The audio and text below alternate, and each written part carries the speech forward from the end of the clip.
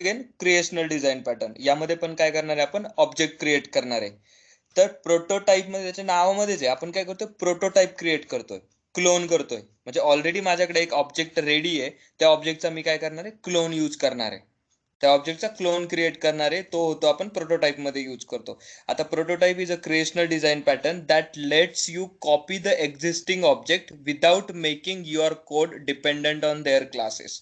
म्हणजे आपण ज्यावेळेला हे क्लोनिंग यूज करतोय त्यावेळेला आपण काय, हा प्रोटोटाइप पॅटर्न मध्ये काय करणार आहे की आपण आहे ना, फक्त जो ऑलरेडी जो क्रिएटेड ऑब्जेक्ट आहे तोच डायरेक्टली यूज करणार आहे. आपण काही नवीन ऑब्जेक्ट क्रिएट करणार आणि मग त्याच्या प्रॉपर्टी सेट करणार असं काही करणार नाही. एक्झिस्टिंग ऑब्जेक्टवरच आपण क्लोनिंग यूज करणार आहे. मग ते करायचं कसं ते दाखवतो, बट मेन कन्सेप्ट हा सगळ्यात सिम्पल डिझाईन पॅटर्न आहे क्रिएशनल मधला, प्रोटोटाइप डिझाईन पॅटर्न. त्याच्यामध्ये क्लोनिंग यूज केली जाते आणि सेम कॉपी क्रिएट केली जाते. पण त्याच्यासाठी तुम्हाला एक ऑब्जेक्ट पाहिजे असतो, जो ओरिजिनल ऑब्जेक्ट आहे ना तो तुम्हाला क्रिएट करावा लागणार आणि त्या ओरिजिनल ऑब्जेक्टवर आपण क्लोनिंग यूज करणार नवीन ऑब्जेक्ट क्रिएट करण्यासाठी. तर फर्स्ट टाइम ज्यावेळेला तुम्ही ऑब्जेक्ट क्रिएट करणार, that will be the normal way to create a object. But the second time ज्यावेळेला तुम्हाला ऑब्जेक्ट यूज करायचा असेल त्यावेळेला आपण क्लोनिंग यूज करणार. मग आपल्याला गरज काय, ह्या प्रोटोटाइप डिझाईन पॅटर्नची गरज काय, आपण नॉर्मल पण ऑब्जेक्ट क्रिएट करूच शकतो राईट. जर नॉर्मल पहिल्यांदा जर आपण ऑब्जेक्ट क्रिएट केला तर सेकंड टाइम पण आपण ऑब्जेक्ट क्रिएट करू शकतो. बट प्रॉब्लेम हा, म्हणजे डिझाईन पॅटर्न यूज कधी करायचा, ज्या वेळेला ऑब्जेक्ट क्रिएशनचं लॉजिक, ऑब्जेक्ट क्रिएट करायचं लॉजिक, ती प्रोसेस खूप कॉम्प्लिकेटेड आहे. म्हणजे लेट्स से की एखादा ऑब्जेक्ट क्रिएट करण्यासाठी तुम्हाला डेटाबेसचा कॉल करावा लागतो, डेटाबेसमधून काही प्रॉपर्टी फेच करावं लागतात आणि त्या प्रॉपर्टीच्या बेसिसवर तुम्ही ऑब्जेक्ट क्रिएट करतात. लेट्स से की एक तुम्हाला आहे ना रेकॉर्ड डिस्प्ले करायचं आहे, एम्प्लॉईचं रेकॉर्ड डिस्प्ले करायचं, let's say personal detail display करायचे.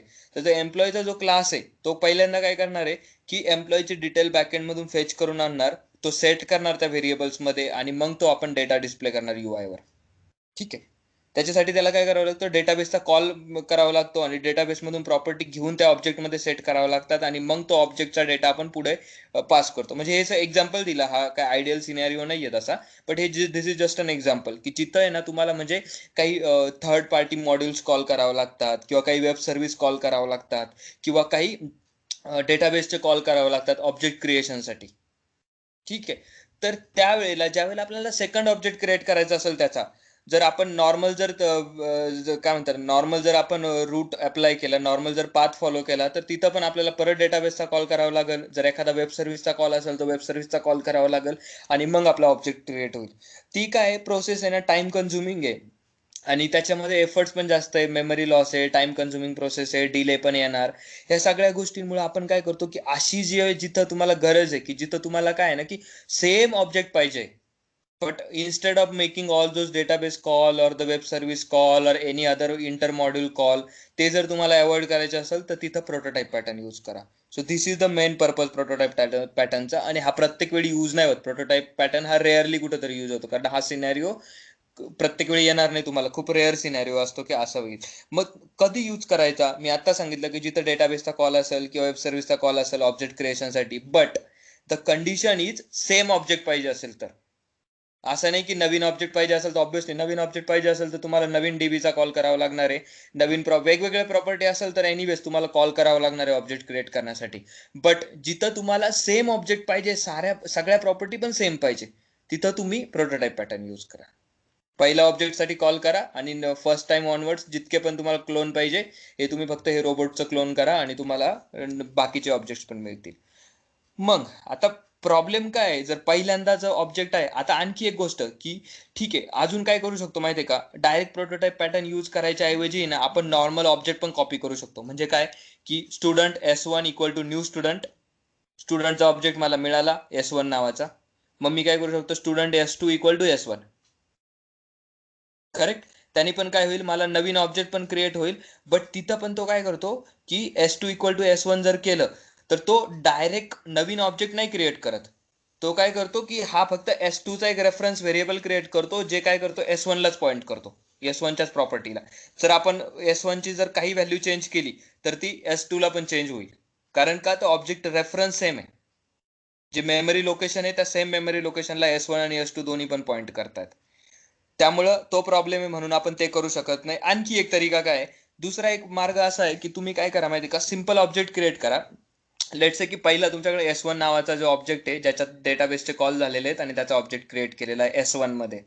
आता तुम्हाला ज्या वेळेला S2 चा ऑब्जेक्ट क्रिएट करायचा आहे त्यावेळेला काय करा की S2 चा नॉर्मल ऑब्जेक्ट क्रिएट करा, म्हणजे student S2 equal to new student, आणि मग त्याच्या ज्या प्रॉपर्टी आहे त्या property one by one assign करा.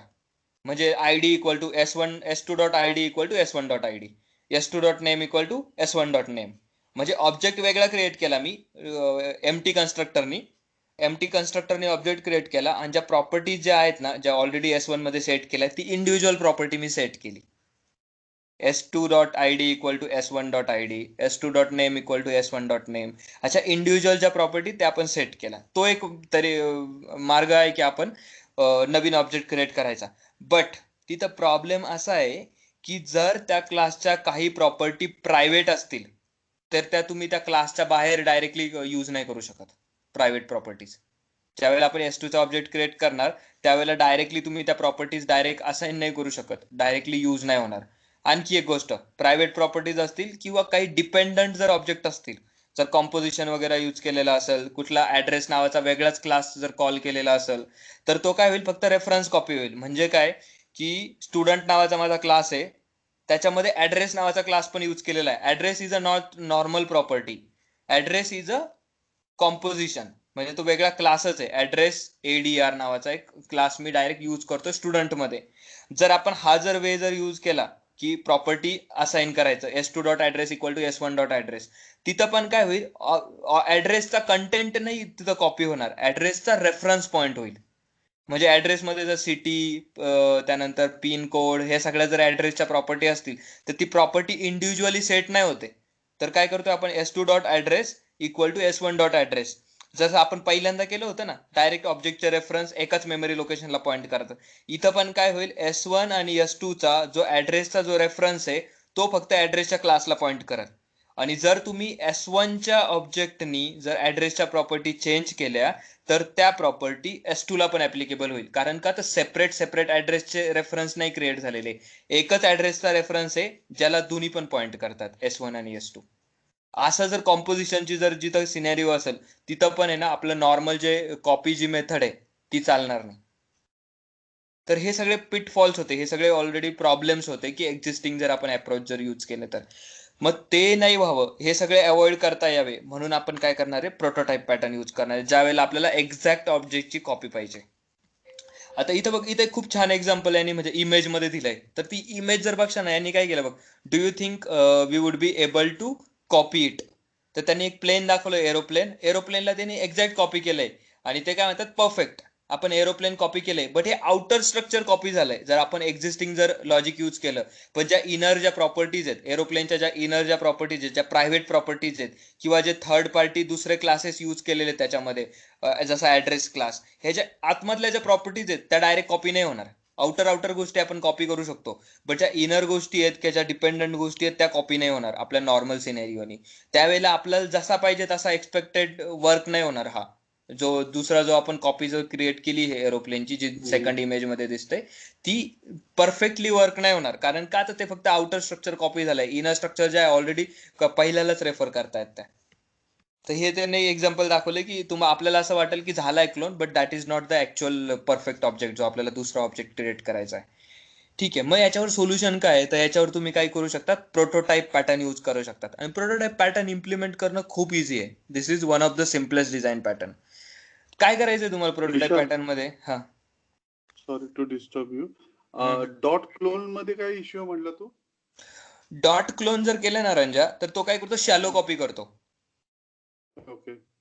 आपण जर नॉर्मल जर डॉट क्लोन नावाची मेथड जर यूज केली ना, तर ती काय करते, शॅलो कॉपी करते. शॅलो कॉपी म्हणजे जे बघितलं, आता बघ इथं जी इमेज दिसती ना, त्यामध्ये काय करतो, जे नॉर्मल शॅलो कॉपी मध्ये काय होतं की रेफरन्सेस सेम पॉईंट असतात. तू जर ओरिजिनल अच्छा. रेफरन्स चेंज केला तर इकडे पण चेंज होईल. Okay that is okay. Shallow copy, deep copy चालेल. नाहीये. तर मग आपल्याला ह्या प्रोटोटाइप पॅटर्न मध्ये तेच करायचंय. ही जी शॅलो कॉपी नॉर्मल क्लोनिंगनी होती ती अवॉइड करून आपल्याला डीप कॉपी करायची. डीप कॉपी पाहिजे. ओके. हा. पण जर रेफरन्सेस वगैरे नसतील तर मग तर आपण क्लोन नॉर्मल कसं? तुम्ही मग तर तुम्हाला प्रोटोटाइप पॅटर्न पण यूज करायची गरज नाहीये. गरज प्रायव्हेट नाही. ठीक. प्रॉपर्टी नसतील किंवा जर नॉर्मल रेफरन्सेस नसतील इंटरनल, तर तुम्ही नॉर्मल कॉपी यूज करू शकता. तर तुम्हाला ठीक. क्लोनिंगची किंवा प्रोटोटाइप पॅटर्न यूज करायची गरज नाहीये. ओके. ठीक आहे. प्रोटोटाइप इम्प्लिमेंट कसं करायचं, खूप सिम्पल आहे. तुम्हाला काय करायचं, आता एम्प्लॉई क्लास आहे, त्याला तुम्हाला प्रोटोटाइप पॅटर्न इम्प्लिमेंट करायचा आहे, तर फक्त क्लोनेबल नावाचा इंटरफेस इम्प्लिमेंट करायचा.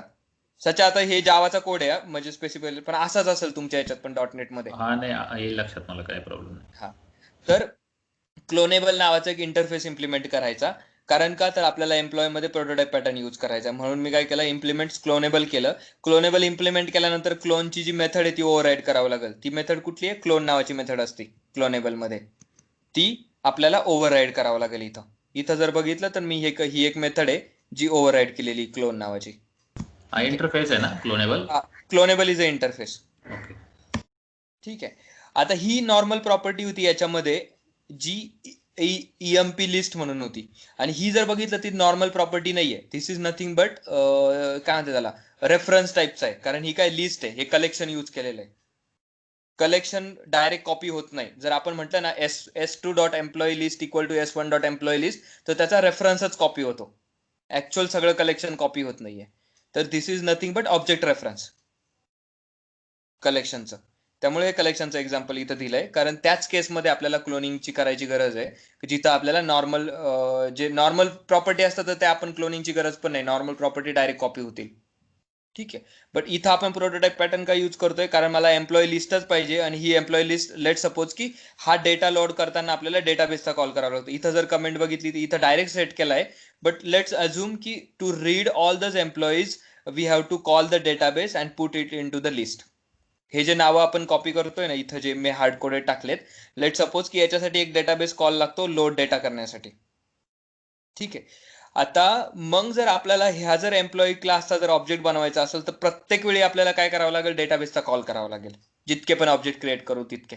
मग इन्स्टेड ऑफ डुईंग दॅट आपण काय करणार आहे, एक प्रोटोटाइप पॅटर्न यूज करणार आहे, ज्याच्यामध्ये आपण काय करतो, इम्प्लिमेंट्स क्लोनेबल करतो, आणि ही जी क्लोन मेथड आहे त्यामध्ये डीप कॉपी यूज करतो.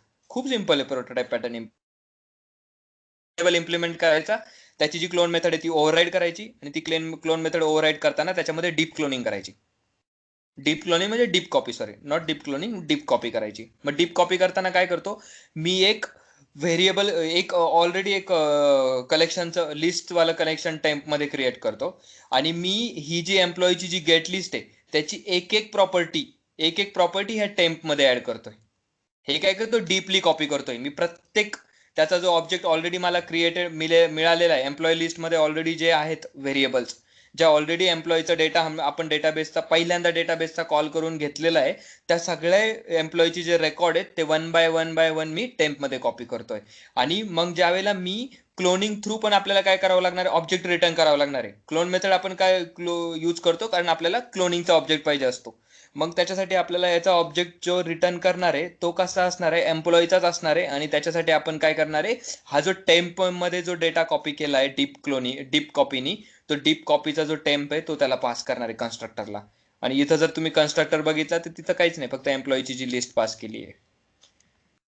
बेसिकली आपण काय करतोय, इथं इम्प्लिमेंट क्लोनेबल करतोय, क्लोन मेथड ओव्हरराईड करतोय, त्याच्यामध्ये डीप कॉपी यूज करतो, आणि डीप कॉपी नंतर रिटर्न करताना जी आपण डीप कॉपीला जो ऑब्जेक्ट यूज केलाय तो याचा कन्स्ट्रक्टर मध्ये पास करायचा, आणि जेणेकरून आपल्याला क्लोनिंगचा जो ऑब्जेक्ट असेल तो नवीन म्हणजे सेम असेल, कॉपीच असेल, पण ती डीप कॉपी असेल, आणि that is not the reference, सेपरेटच ऑब्जेक्ट असेल. जर आपण नॉर्मल जर कॉपी केलं तर ऑब्जेक्ट रेफरन्स सेम असतील, एकाच ऑब्जेक्टला पॉईंट करतील. पण इथं तसं नाहीये, इथं हा टेम्प यूज केल्यामुळे हा नवीन रेफरन्सला पॉईंट करतोय. आणि जर आपण याचा कॉल कसा बघितला, तर कॉल करायला जर तू गेला खाली, तर नॉर्मल पहिल्यांदा तुला काय करावं लागेल, डेटाबेस कॉल करावं लागेल फर्स्ट टाइम बघितलं तर बघ, employee EMP equal to employee new employee, आणि इथं हा काय लोड डेटा म्हणजे हा जर डेटाबेसचा कॉल करतोय फर्स्ट टाइम. ठीक आहे. आता सेकंड टाइम ऑनवर्स काय करतोय, एम्प्लॉई न्यू आणि एम्प्लॉई न्यू वन दोन ऑब्जेक्ट क्रिएट करतोय. त्यावेळेला आपण काय करतोय, फक्त क्लोन नावाची मेथड कॉल करतोय. तो क्लोन मध्ये जाईल, क्लोन नावाच्या मेथडमध्ये एक टेम्पररी अरे लिस्ट क्रिएट करेल.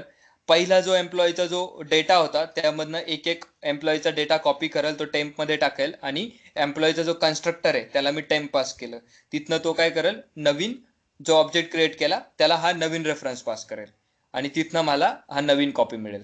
तो एक्झिस्टिंगला पॉईंट नाही करत आहे, हा कम्प्लिटली नवीन ऑब्जेक्ट आहे, बट त्याच्यामध्ये डेटा सेम आहे. विदाउट मेकिंग डेटाबेस कॉल आपण ऑब्जेक्ट क्रिएट केला, एम्प्लॉई 1, एम्प्लॉई न्यू आणि एम्प्लॉई न्यू 1. आता इथं हे एक्झाम्पल काय दिलं खाली, इथं फक्त ना प्रॉपर्टी ऍड करून बघितल्या मी. एक जॉन नावाचा नवीन ऍड केला, पंकज नावाचा रिमूव्ह केला. तर आपल्या ओरिजिनल ऑब्जेक्ट्स मध्ये काही फरक पडतोय का? हे फक्त कशासाठी केलंय की चेक करण्यासाठी की आपण सेम ऑब्जेक्टला तर पॉईंट नाही करत आहे ना. ते चेक करण्यासाठी फक्त इथं एक नवीन ऍड केला लिस्ट मध्ये, आणि ती लिस्ट एम्प्लॉई न्यू वन मध्ये टाकली.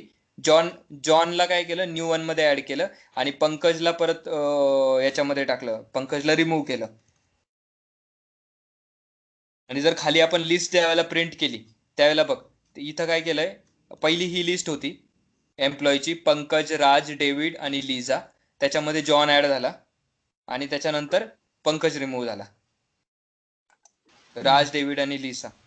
आणि ही जी लिस्ट आहे that is not pointing to the same list. नवीन नवीन दुसरे वेगवेगळे ऑब्जेक्ट होते.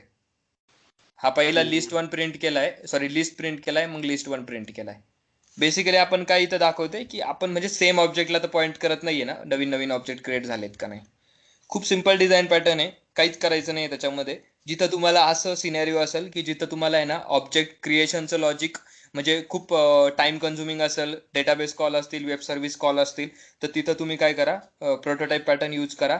ज्याच्यात काय करायचं असतं, क्लोनेबल नावाचा इंटरफेस इम्प्लिमेंट करायचा, क्लोन नावाची मेथड ओव्हरराईड करायची, त्याच्यामध्ये डीप कॉपी यूज करायची, आणि ऑब्जेक्ट रिटर्न करायचा, आणि तो ऑब्जेक्ट तुम्ही as a cloning object use करू शकता दुसऱ्या ओके. ऑब्जेक्टसाठी. This is the simplest design pattern. Okay. सोपं आहे. तो क्लोन मेथड मध्ये तू जिथं डीप क्लोनिंग करतो म्हणतोय ना, तिथे तू असं नाही करू शकत का की list temp equal to new array list आणि टेम्प डॉट ऍड ऑल, आणि मग त्या ह्याची लिस्टचं नाव दे, म्हणजे फॉर लूप लिहायची गरज नाही हा, एवढं. ते तू करू शकतो. ते लॉजिक तुला जे डीपला जे लॉजिक लावायचं, हे कसा रे, हा जुना कोड आहे, जावा 6 वाला कोड आहे हा. ओके ओके, इव्हन ठीक जावा आहे. 8 मध्ये आणखी इझी असेल याच्यापेक्षा. हा तेच. ओके, ठीक आहे. ठीक आहे. ओके. हे प्रोटोटाइप सिम्पल आहे. प्रोटोटाइप मध्ये म्हणजे जास्त काही नाही असं खूप डिफिकल्ट असं काही, बट हा रेअरली यूज होतो प्रोटोटाइप, कारण हा सिनेरिओ खूप रेअर येतो तुमच्याकडे की तुम्हाला कॉपी पाहिजे ऑब्जेक्टची. आणि ते नॉर्मली कसं असतं, ऑब्जेक्ट क्रिएशन एवढं डिफिकल्ट नाही राहत, सिम्पलच असतं. बट जिथं तुम्हाला असं असेल की वेब सर्व्हिस कॉल किंवा डेटाबेस कॉल असतील किंवा अजून दुसरे कुठल्या मॉड्यूल्सचे कॉल असतील, तर instead of directly creating object you can use the prototype design pattern.